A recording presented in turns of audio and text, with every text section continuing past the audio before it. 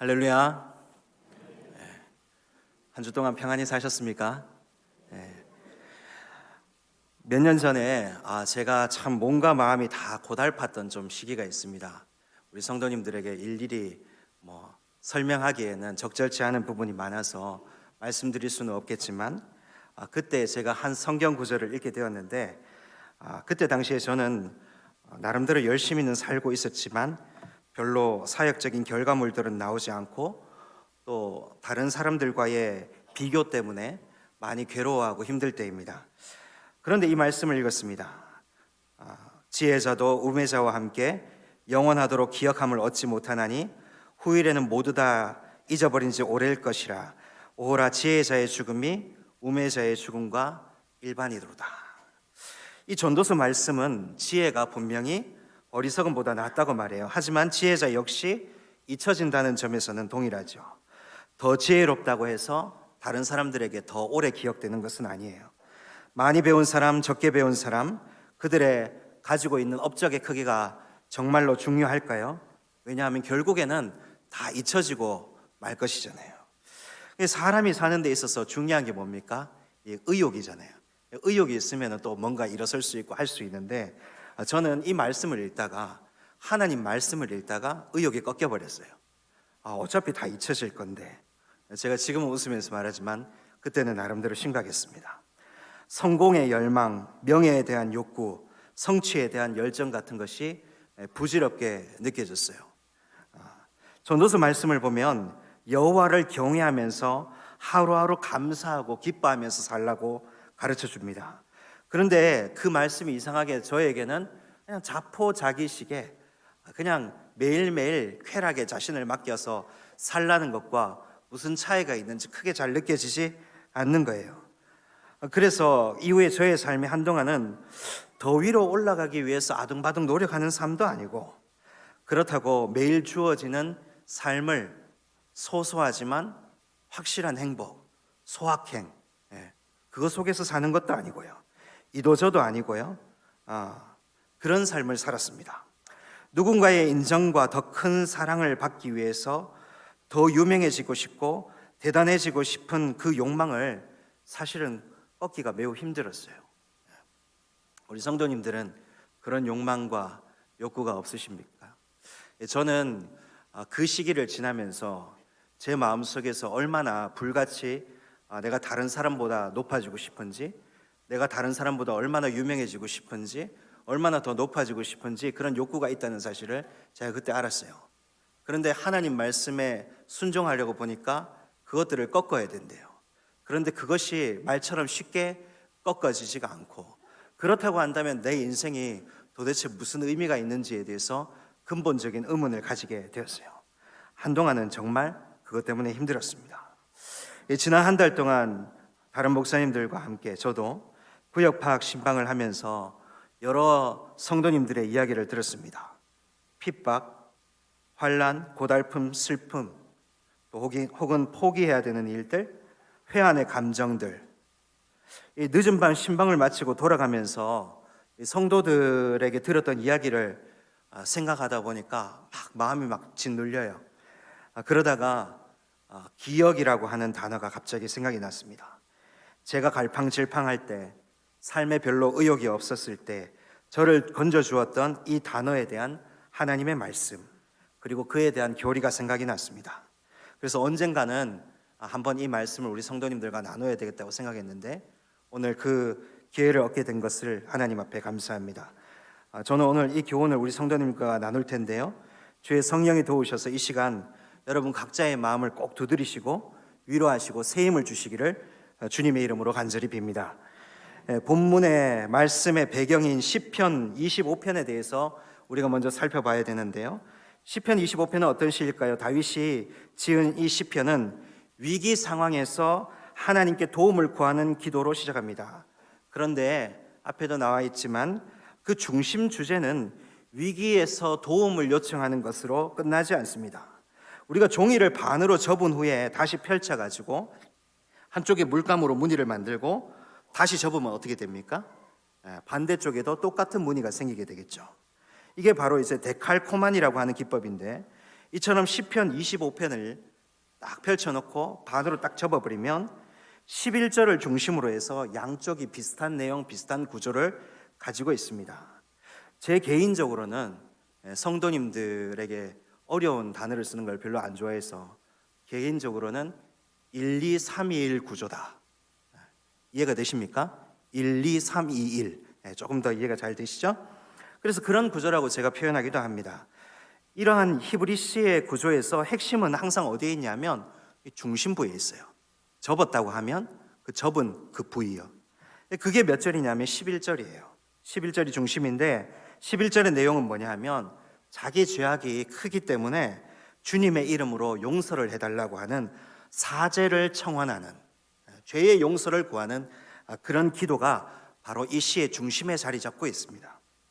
분명 이 시의 시작은 어떻게 시작하죠? 다윗이 자기가 처한 위기 속에서 하나님께 도움을 청하는 것으로 시작하는데 핵심 부에 가서는 자신의 죄를 용서해달라고 얘기하니까 그 의미가 선뜻 연결이 되지 않죠. 외부적으로 힘들어서 도움을 요청하다가 중심에 가면 자기 죄를 용서해달라고 말하는 거예요. 그 해결에 이 문제를 해결하기 위한 전환점과 실마리가 오늘 우리가 읽은 시편 25편 7절에 나타나 있습니다. 우리는 이 구절을 통해서 왜 시인이 하나님께 사죄를 청했는지, 그리고 그것이 시인에게 무슨 신앙의 유익을 주었는지에 대해서 살필 수가 있어요. 말씀의 본문인 7절은 가장 첫 번째 단락인 시인이 위기 속에서 하나님께 드리는 기도 속에 자리 잡고 있다고 말씀드렸습니다. 먼저 1절부터 살펴보면요, 다윗은 여호와의 이름을 부르면서 자신이 주님을 우러러 본다라고 말해요. 그는 어린아이처럼 가지고 싶은 것을 먼저 말하면서 때를 쓰지도 않고요, 모든 관심을 자신에게 집중시키면서 하나님 나를 무조건 도와달라고 그렇게 말하지도 않아요. 오직 하나님의 자비로운 성품에 기대어서 하나님께 겸손하게 간청하고 있죠.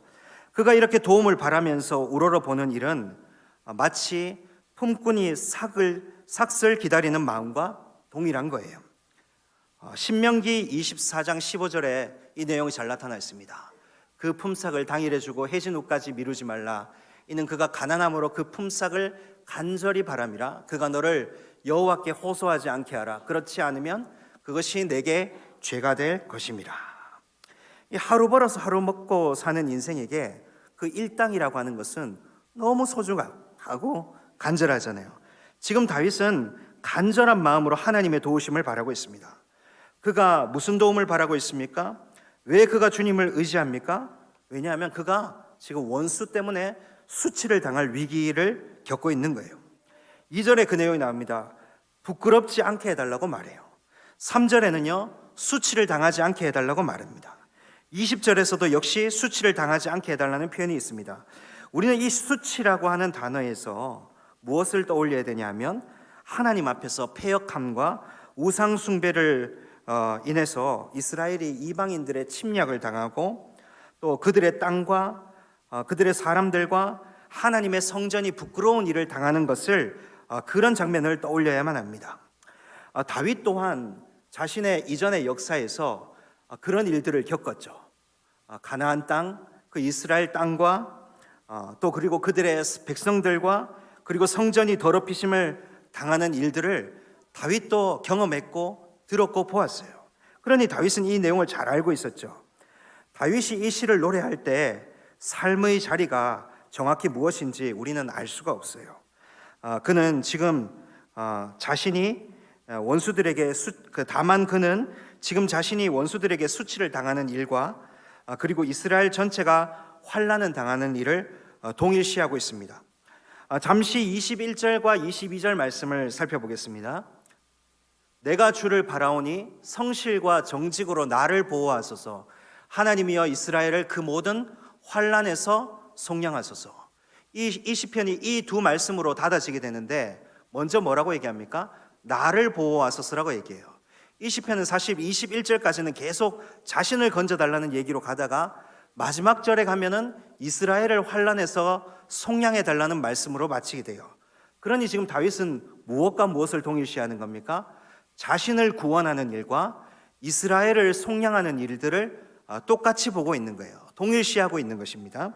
그래서 다윗은 근데 이렇게 동일시하는 부분에 대해서는 사실 좀 더 논의가 필요해서 말씀의 말미에 제가 좀 더 정리하도록 하겠습니다. 4절과 5절은 무슨 단어가 인상적으로 나옵니까? 주님의 도, 주의 길, 주의 진리를 가르쳐 달라는 요청입니다. 그가 이렇게 말하는 이유는 그가 처한 현실적이고 구체적인 어려움 때문이죠. 그냥 우리가 일반적으로 얘기하듯이 나 상처받았어 힘들어, 혹은 추상적으로 나 요즘에 굉장히 피곤한 것 같다, 이런 정도가 아니고 현실적이고 구체적으로 자신의 생명이나 어떤 상황에 위협을 당하고 있는 거예요. 다윗은 지금 원수와 대면하여서 고통을 겪고 있어요. 마치 우리 성도님들이 교회에서 혹은 세상에서 실질적인 고통을 겪듯이 다윗은 지금 그의 적과 싸우고 있습니다. 그러므로 도와 길, 진리라고 하는 것은 이러한 어려움을 극복할 수 있는 해결책을 달라는 요청입니다. 그는 이 해결책을 종일토록 기다리고 있다고 말해요. 빚진 자가 신음하듯이, 병든 자가 몸부림치듯이, 노동자가 품삯을 기다리듯이, 다툰 자가 화해의 방법을 모색하듯이 다윗은 지금 간절히 주님의 실질적인 도움을 구하고 있습니다. 그런데 6절과 7절에서 갑자기 기도의 내용에 전환이 일어나요. 외부적 고난과 원수의 핍박으로 인해서 수치에서 건져주실 것을 구하던 시인이 갑자기 하나님의 긍휼과 인자가 자기에게 필요하다고 말합니다. 긍휼과 인자라고 하는 단어는요, 무슨 뜻이냐면 이 표현은 성경이 증언하고 있는 하나님의 언약과 밀접한 관련을 맺습니다. 긍휼과 인자는 단순하게 불쌍히 여기고 단순히 자애롭고 이런 것을 말한 것이 아니라 하나님의 언약을 설명할 때 하나님의 성품과 관련되어서 꼭 등장하고 있는 단어들이에요. 그래서 단지 다윗이 나를 좀 불쌍히 여겨주세요, 내가 지금 힘든 일 겪고 있으니까 나를 불쌍히 여겨주세요, 지금 그 얘기를 하고 있는 것이 아니라 하나님의 언약에 근거를 해서 자신을 기억해 달라는 표현입니다. 조금 뒤에 언급하겠지만 기억이라고 하는 단어는 구원이라는 단어의 또 다른 이름이에요. 그래서 시인은 지금 뭐라고 얘기하는 것과 똑같으냐 하면 이런 말입니다. 하나님이 과거에 우리 조상들과 맺은 언약에 기초하여서 하나님의 백성인 저를 이 상황에서 구원해 주세요 라고 6절에서 말하고 있는 거예요. 10절에도 언약이라는 단어가 언급되고 13절과 14절에도 땅과 언약이라고 하는 단어가 등장해서 다윗의 구원이 개인적인 요청과 그에 대한 응답이 아니라는 사실을 뒷받침하고 있습니다. 하지만 문득 다윗은 어떤 사실을 떠올리게 돼요. 그는 과거에 무언가 뼈아픈 실책이나 아픔이 있었던 것 같아요. 그래서 그는 그것을 가리켜서 죄와 허물이라고 불러요. 원수들에게 둘러싸여 고난을 당하면서 구원을 요청하던 그가 7절에 이르러서 갑자기 자신도 죄가 있다는 사실을 발견하는 거예요. 하나님에 대한 무지, 무능, 부패, 완악함, 모든 종류의 사악함이 나를 괴롭히고 있는 저 원수들에게만 있는 것이 아니라 누구에게도 있다고요? 자기 자신에게도 있다는 거예요. 그것이 그의 마음을 괴롭히는 거예요. 결국 그것 때문에 그는 하나님께 간구하게 됩니다. 내 젊은 시절에 죄와 허물을 기억하지 말아주세요. 저도 비슷한 감정을 겪었습니다. 힘든 일을 겪을 때 그 모든 일들이 외부에서 왔다고 생각했고 나는 아무런 문제가 없다라고 생각을 했는데 곰곰이 돌이켜서 생각해 보니 내 안에도 죄악이 도사리고 있는 거예요. 예를 들자면 내 안에서 정말 하나님의 영광을 위해서 살기보다는 나 자신의 이름이 높아지고 내가 더 명예로워지고 내가 더 유명해지고 싶은 욕구가 있다는 사실을 다른 사람의 죄를 묵상하던 중에 나의 죄를 더욱더 절실하게 발견하게 되는 것이죠.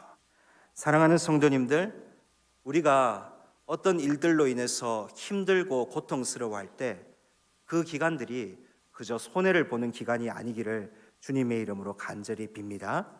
그 시간들을 통해서 우리가 그 문제를 해결하는 것도 중요하지만 우리 자신을 다시 한번 돌아보면서 내 근본 속에 무슨 죄악이 도사리고 있는지를 발견하고 하나님 앞에 그 죄의 사죄를 요청하는 것은 성도가 가질 수 있는 놀라운 복이라고 저는 생각해요. 우리가 겪고 있는 모든 문제는 외부적 요인입니까? 우울한 기질을 가진 분들은 모든 일이 자신의 탓이라고 여기는 경우가 많을 거예요. 그런 분들을 향해서 저는 모든 것이 당신의 탓만이 아니라고 위로하고 싶어요. 하지만 동시에 어떤 분들은요, 모든 문제는 내가 아니라 다른 곳에 원인이 있다고 핑계하는 분들도 있어요. 그런 분들에게는 저는 자신을 다시 한번 깊이 들여다볼 것을 권면하고 싶습니다. 다윗은 오늘 우리 인생이 겪는 모든 실질적인 환난과 고통을 제거하는 것만이 진정한 해결책이 아니라는 사실을 보여줍니다. 병든 자의 병이 낫고 빚진 자의 빚이 없어지고 노동자에게 품삯이 지불되고 다투는 자가 화해하는 일은 매우 중요합니다. 그러나 우리 인생에 있어서 궁극적인 해결책이라고 할 수는 없죠. 모든 문제의 근원에는 항상 나의 죄가 있습니다. 나의 죄들은 모이고 서로에게 영향을 끼쳐서 비참함을 낳습니다. 나 때문에 모든 일이 악화되는 것은 아니지만 내가 그것에 영 관련이 없지는 않아요. 죄와 비참은 그런 관계죠. 모든 일이 나 때문이야 이렇게 지나치게 자신을 자책할 필요도 없지만 나는 이 문제와 아무런 상관이 없어 라고 하는 그런 심리적인 도피 역시 문제에 아무런 해결책을 주지 못합니다. 다윗이 원수들 속에서 궁극적으로 발견한 것은 자신의 죄였습니다. 자신도 심판받을 존재라는 사실입니다. 원수의 문제가, 원수가 지금 나에게 하는 그 악독한 일의 문제가 동시에 자기 자신의 문제라는 사실을 발견하는 거예요. 그는 하나님이 자신을 기억하시기를 원했습니다. 그는 하나님이 자신을 구원하시기를 원했습니다. 그래서 그는 먼저 언약의 근거에서 하나님께 죄의 용서를 구하는 거예요. 하나님은 우리를 기억하신다라고 하는 부분에 대해서 말씀드리고 싶습니다. 사실 하나님이 기억하신다는 말은 너무 당연한 얘기죠. 하나님은 전지하신 분이 아닙니까? 모든 것을 아시는 분에게 기억해 달라고 하는 말이 무슨 의미가 있습니까? 앞서 말했듯이 다윗은 기억이라는 단어를 통해서 원수들에게 수치를 당할 지경일 자신을 실질적인 방법으로 하나님께서 도와주시기를, 구원해 주시기를 바라고 있었죠. 그래서 기억이라고 하는 단어는 곧 구원이라고 할 수 있습니다. 우리는 성경에 나오는 몇 가지 용례에서 하나님과 기억이라고 하는 단어가 몇 가지 연관성을 가지고 있다는 사실을 배워야 합니다. 첫 번째로요, 시편 23편 3절의 말씀을 참고할 때 우리는 하나님이 우리의 예배를 기억하신다는 사실을 꼭 마음에 새겨야 합니다. 환난 날에 제가 1절부터 3절까지 읽겠습니다. 환난 날에 여호와께서 내게 응답하시고 야곱의 하나님의 이름이 너를 높이 드시며 성소에서 너를 도와주시고 시온에서 너를 붙드시며 내 모든 소재를 기억하시며 내 번제를 받아주시기를 원하노라. 하나님은 우리가 예배 가운데 어떤 마음으로 나오고 있는지 잘 알고 계세요. 우리는 공예배를 통해서 삼위일체 하나님께 영광을 올려드리지만 우리가 드리기만 하는 것은 아니에요. 동시에 주님께서만 주실 수 있는 어떤 은혜와 도우심을 이 예배 중에 경험하게 되죠. 성소, 시온, 제사를 드리는 장소에서 이스라엘이 하나님의 응답과 도움을 경험했듯이 우리도 또한 예배의 장소에서 하나님이 우리를 기억하시고 도와주신다는 사실을 마음에 새겨야만 합니다. 주일날 아침 어떨 때는 몸이 피곤하고 어떤 때는 몸이 너무 아프지만 움직일 수만 있다면 하나님 앞에 나오려고 애쓰는 성도님들이 있습니다. 그런 성도님들을 주님이 분명히 기억하십니다.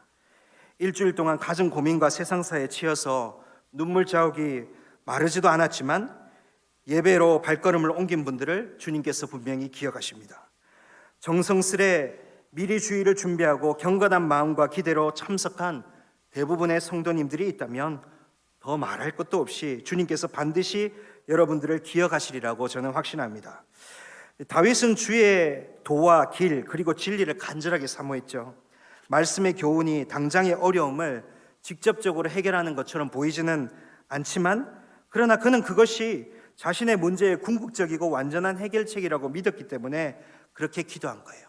하나님, 나에게 교훈해 주세요. 하나님, 나에게 말씀해 주세요. 주님께서 말씀하신다면 당장의 원수가 없어지는 것도 아니고 문제가 깨끗이 사라지는 것도 아니지만 그러나 내가 그 시험과 문제들을 이겨낼 수 있겠습니다.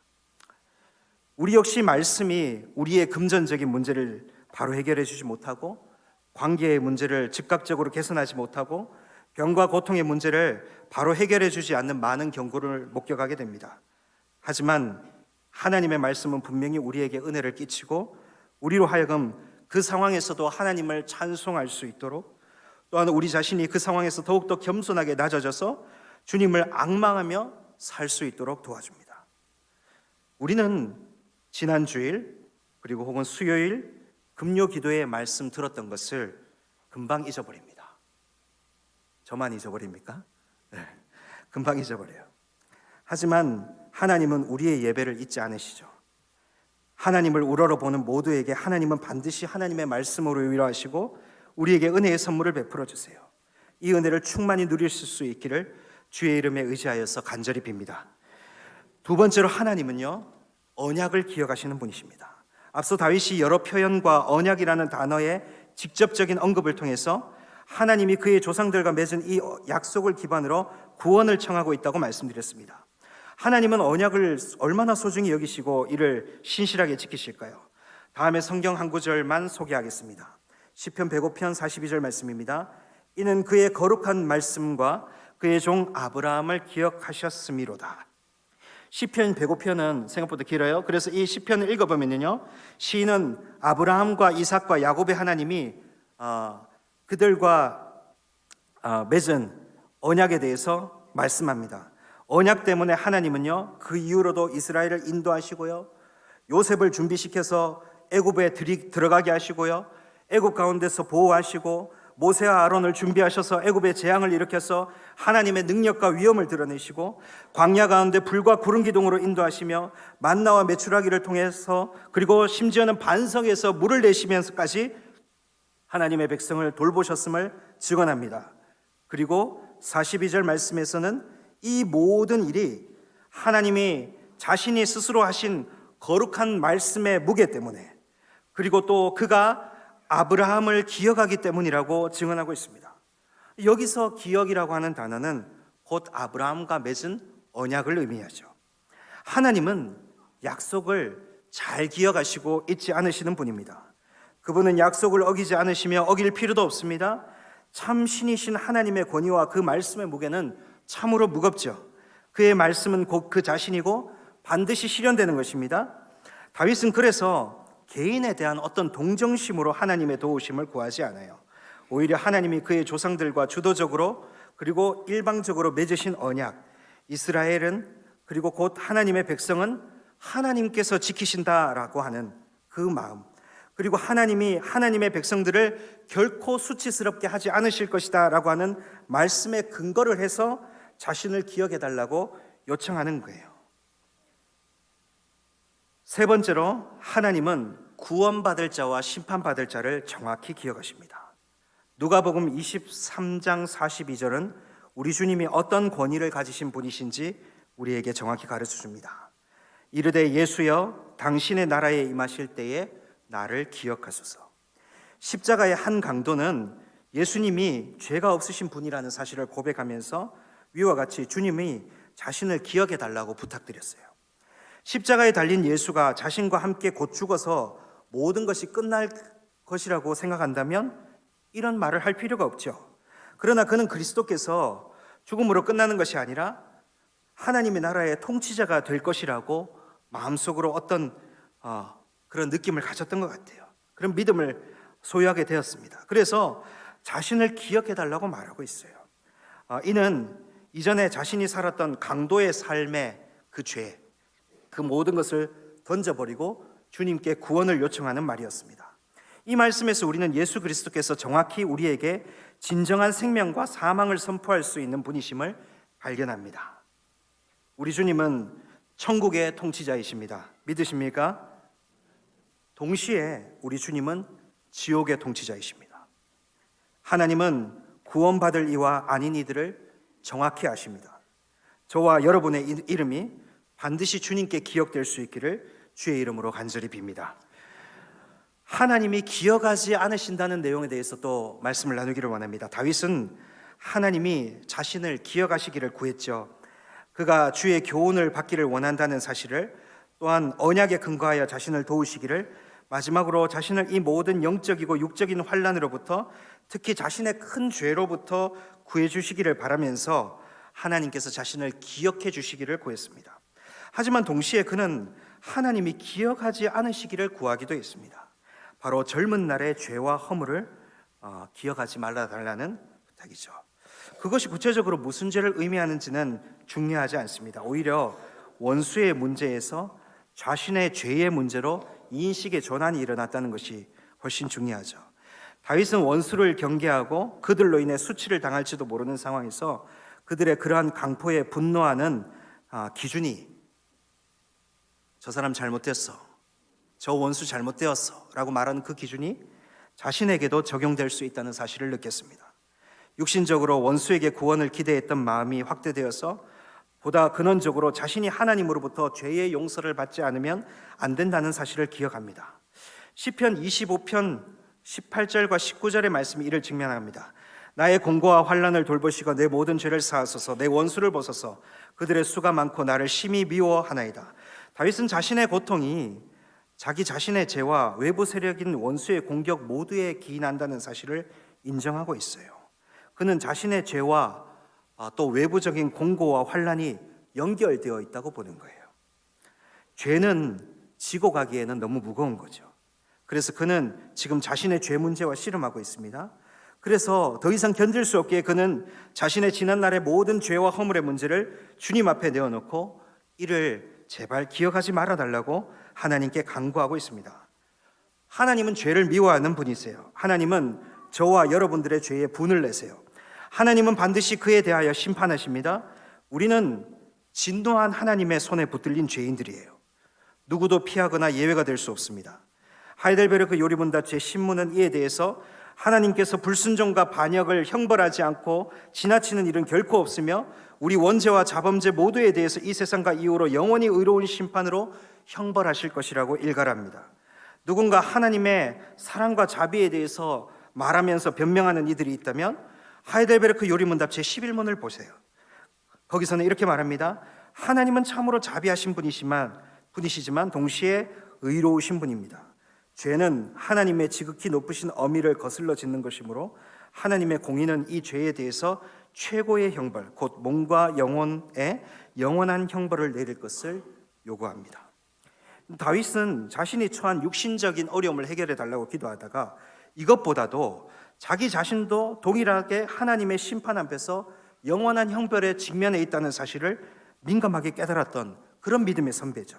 그래서 그는 하나님의 언약에 기대어서 언약의 백성, 하나님의 백성만 경험하고 누릴 수 있는 바로 그 사죄의 은혜를, 그 용서를 청했습니다.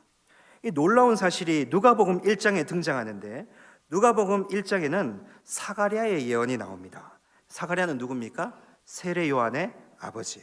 이 세례 요한의 아버지가 이 말을 못하게 되었다가 그의 아내 엘리사벳이 세례 요한을 낳은 후에 사가랴의 입이 풀리면서 그가 주의 성령으로 충만한 가운데서 고백한 예언의 말씀이 있어요. 그 말씀 가운데 무슨 내용이 나냐면 하나님이 아브라함과 맺은 언약과 선지자들을 통해서 수없이 되뇌인 내용들이 바로 언약의 완성인 예수 그리스도를 향하고 있다는 내용을 고백하고 있습니다. 이 말씀은 함께 읽었으면 좋겠습니다. 다 함께 읽겠습니다.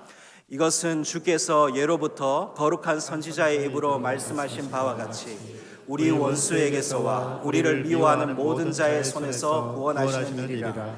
우리 조상을 긍휼히 여기시며 그 거룩한 언약을 기억하셨으니 곧 우리 조상 아브라함에게 하신 맹세라. 아멘. 죄인은 반드시 형벌을 받죠. 다윗은 자신의 죄와 허물을 알았습니다. 그래서 그는 하나님의 약속인 언약에 기대어서 구원을 요청했어요. 언약의 완성은 누구를 향하고 있습니까? 바로 아브라함과 이삭, 야곱의 하나님, 모세의 하나님, 다윗의 하나님, 그러한 종의 모든 언약은 궁극적으로 예수 그리스도를 향하고 있고 예수 그리스도를 통해서 완성된 거죠. 다윗은 예수님을 한 번도 실제적으로 본 일이 없습니다.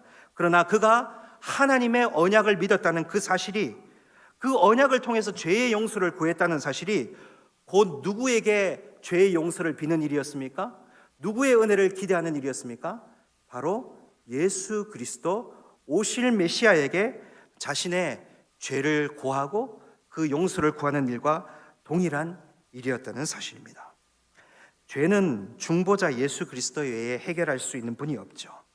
처음 예수 그리스도를 입으로 시인하고 마음으로 믿어서 의에 이를 때도 나의 공로와 의는 하나도 없이 오직 그리스도께서 하나님의 의를 만족시켜서 우리가 오늘날 의인 노릇하면서 살게 되었습니다. 하지만 우리는 삶 속에서 여전히 자신의 죄와 추악한 본성과 싸우면서 살죠. 우리는 이를 여러 가지로 말할 수 있습니다. 나는 무능합니다. 나는 부패합니다. 나는 연약합니다. 나는 부족합니다. 무슨 표현을 가져다가 붙이든 결과적으로 우리가 살면서 죄를 범한다면 하나님의 백성인 우리들도 저주를 받아서 영원한 형벌에 처해지게 될까요? 만일 그렇다면 오늘 본문처럼 다윗이 뻔뻔하게 자신의 죄와 허물을 기억하지 말아달라고 간청하는 일이 무의미해지겠죠. 신자의 삶에서 죄사함과 관련한 하나님의 큰 은혜 중에 하나는 하나님이 저와 여러분 각자의 죄와 추악한 본성을 더 이상 기억하지 않으신다는 사실이 있습니다. 하이델베르크 요리문답 제56문을 한번 보겠습니다. 이렇습니다. 죄사함에 관하여 당신은 무엇을 믿습니까? 그리스도께서 하나님의 의를 만족시키셨기 때문에 하나님께서는 나의 모든 죄와 내가 일평생 싸워야 할 나의 죄악된 본성을 더 이상 기억하지 않으십니다. 오히려 하나님께서는 은혜로 그리스도의 의를 나에게 선물로 주셔서 결코 정죄함에 이르지 않게 하십니다. 다윗은 이 은혜를 알았던 거죠. 그는 언약을 통해서 오실 메시아를 바라보게 되었습니다. 그래서 자신이 저지른 모든 과오와 자신의 추악한 본성까지도 그리스도의 은혜 안에서 기억되지 않기를 원한 거예요. 하나님께서 무엇을 잊으실 수 있을까요? 잊으실 수 없죠. 그러므로 기억하지 않으신다라고 하는 표현은 간과하다, 지나치다, 없는 것으로 여기다라는 의미를 가지고 있습니다. 저는 하나님이 다윗의 죄를 간과하시고 지나치시고 없는 것으로 여기셨다고 믿습니다. 동일한 은혜가 저와 여러분에게 지금 임해 있음을 확신하시기를 주님의 이름으로 간절히 빕니다. 우리에게 그리스도의 의가 있습니다. 우리가 은혜를 입었습니다. 우리가 그리스도의 의를 가지고 죄와 싸울 수 있게 되었습니다. 때로는 우리가 유혈이 낭자한 신앙의 여정과 전투에서 피곤하여서 병이 들어서 혹은 때로는 게을러서 때로는 염려와 근심으로 때로는 궁핍함 때문에 넘어질지라도 우리는 끝내 망하지 않을 것입니다. 우리는 반드시 일어나서 하나님께서 주시는 힘과 능력으로 그분이 주신 그러한 의로움으로 말미암아 결국에는 반드시 정죄함을 당하지 않으리라고 믿습니다. 이런 은혜가 저와 여러분 또 그리고 사월교회와 모든 공교회 가운데 충만하시기를 주님의 이름으로 간절히 빕니다. 언약에 대해서 마지막으로 말씀드리겠습니다. 다윗은 21절에서 성실과 정직으로 자신을 보호해달라고 말씀합니다. 그런데 이상하게도 마무리하는 22절에서는 마치 1절처럼 하나님의 이름을 다시 부르면서 이스라엘을 그 환난에서 속량해달라고 말하죠. 개인의 구원에 대한 열망에서 공동체를 향한 기도로 변화가 일어나요. 속량이라고 하는 단어는 이런 단어예요. 부채 상환을 의미하는 단어고 이 단어는 오직 하나님만 베푸실 수 있는 영육 간의 구속 사역을 의미합니다. 즉 다윗은 메시아를 통한 궁극적인 구속을 바라보고 있어요. 그에게 있어서 자신의 고난은 하나님의 백성인 이스라엘의 환난과 동일시됩니다. 또한 그는 원수들의 대적 속에서 자신의 죄까지 발견하면서 이스라엘에게 약속된 언약을 토대로 자신의 구원을 요청해요. 그러므로 언약이 바로 21절과 22절에 다소 자연스럽지 않아 보이는 이 말씀의 연결을 가능하게 하는 매개체입니다. 다윗은 나를 위한 기도로 시작해서 이스라엘을 위한 기도로 끝맺음해요. 그리스도를 통해서 성취된 언약 안에서 누구나 우리 성도님들도 저도 그렇고요. 나의 관심사로 기도를 시작하는 경우가 대부분일 거예요. 그렇지만 다윗의 기도처럼 언약을 깊이 묵상하고 기도하는 가운데서 우리의 기도가 나로부터서 확대되어서 주님의 지교회를 향하고 또 모든 공교회를 향한 기도로 더욱더 성숙될 수 있기를 주님의 이름으로 간절히 바랍니다. 하나님의 언약 가운데 나를 기억하옵소서. 그리고 모든 공교회의 형제 자매들을 주님께서 붙들어 주시고 보존하여 주옵소서. 나와 우리를 기억하옵소서. 이런 기도가 우리의 삶의 기도 가운데 터져 나올 수 있기를 주님의 이름으로 간절히 소망합니다. 사랑하는 성도 여러분, 하나님은 우리가 예배에 어떤 눈물과 고통, 슬픔과 어려움, 환난과 핍박, 삶의 고단함 속에서 예배를 드리는지 기억하고 계십니다. 그 속에는 외부적 요인 때문에 어쩔 수 없는 경우도 많이 있지만 우리 자신의 죄라고 하는 내부적 한계 또한 함께 있다는 사실을 주님께서 누구보다 정확히 알고 계십니다. 하지만 하나님은 주님의 언약을 따라서 우리를 기억하시면서 우리 죄와 추악한 본성을 결코 기억하지 않으십니다. 주님은 기억하지 않으시는 방법으로 우리를 영원히 기억하십니다. 이 고백이 우리 모두의 고단한 삶에 한 줄기 빛이 되시기를 주님의 이름으로 간절히 빕니다.